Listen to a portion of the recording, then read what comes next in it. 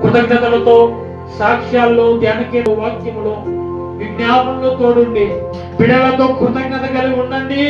అప్పుడు నేను మీ మధ్యకు బలసూచకమైనటువంటి మందసముతో నేను మీ మధ్యకు దిగి వస్తాను అని మాట్లాడినందుకు స్తోత్రం. బిడ్డలు పాల్గొన్నారయ్యా.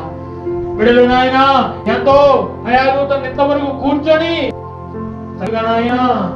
ప్రాణం కలిగి మీ మాటలు స్తోత్రాలు, కృతజ్ఞత నమ్మదగిన దేవుడు, చూపించే దేవుడు నాయన.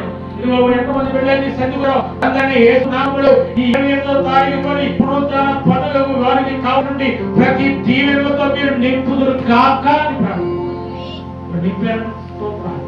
ఆశీర్వదించినందుకు స్తోత్రాలు. చిన్న బిడ్డలు, పెద్దలు, వృద్ధులు, నడి వయసులో యవనస్తులు మనందరూ దీవించండి. రేపు రాత్రి 7వ రాత్రి 31వ తారీఖు రాత్రి వాచ్మెన్ సర్వీస్, 1వ తారీఖు ఉదయం ఆరాధన, శుక్రవారం రాత్రి, శనివారం రాత్రి, ఆదివారం ప్రభు వల్ల మేమందరం పాల్గొనే కృప మీరు మా అందరికి దయచేయుదురుగా అని ప్రార్థన. బలమైన కార్యం చేయండి నాయన, బలమైన కార్యం చేయండి బాబు.